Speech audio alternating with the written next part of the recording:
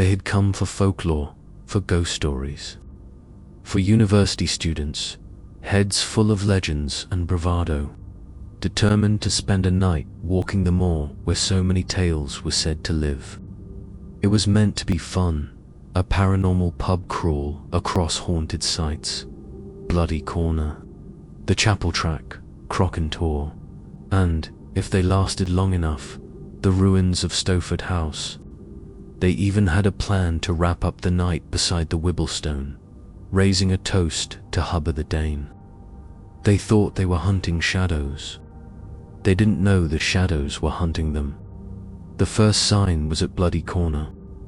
The group arrived laughing, boots crunching the gravel path. Only one of them, Elise, remembered the old superstition. "We're supposed to take off our shoes," she said, a little uneasy. "Nah," scoffed Connor. "That's to scare old ladies." As he passed the bend, something grasped his ankle. He stumbled, nearly fell. They laughed again until they saw the handprint around his leg, a perfect imprint of dirt-caked fingers, left where nothing had been. Then came Greyhound Marsh, where the old funeral track lay forgotten in the grass. They joked about ghostly mimicking mourners in procession, but the laughing stopped when Elise whispered, "Who's that behind us?" There was no one.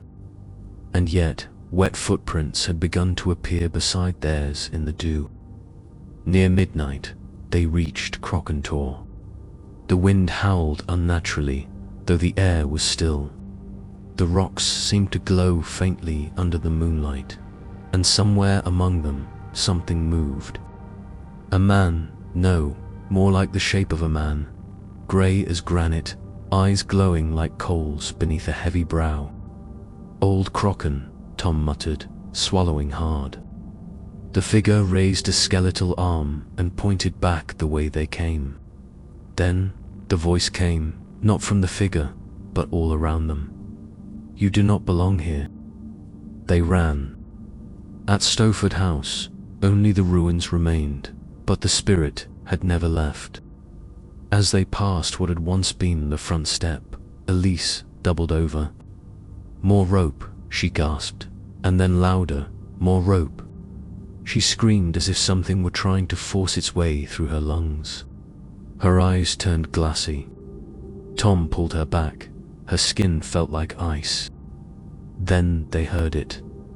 A child's voice from within the ruin, calling out the same words. "More rope, more rope." And behind it, footsteps, moving fast. They didn't stay to find out what followed, but it was when they reached the Wibblestone, thinking they'd left the worst behind, that they saw it. A carriage of blazing light, rolling slowly toward them down the quay. Inside sat a figure, gowned in the silks of another century, her face pale as the moon and smiling with teeth too many and too long. Elise dropped to her knees. "It's Lady Carey," she whispered. "She's going to take us." The carriage vanished in a blink, but the tracks remained. And Elise was never the same after that night. Months later, when the survivors tried to recount what happened, they each told a slightly different tale. Connor would never walk alone again. Tom would sleep with the light on, clutching a rope under his pillow. Elise, she still spoke to someone no one else could see. One thing they all agreed on: they hadn't just walked across haunted land.